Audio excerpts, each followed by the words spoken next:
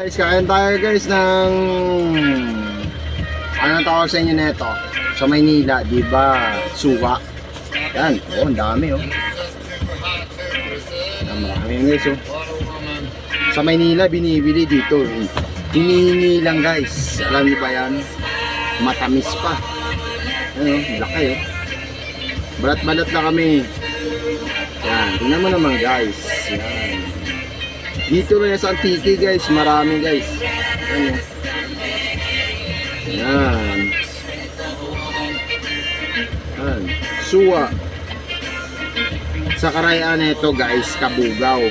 Yung kabugaw ya guys. Yan, oh. Balat-balat lang muna kami guys sa magawa sa buhay. Yan. Diba? Tapos sa kabila,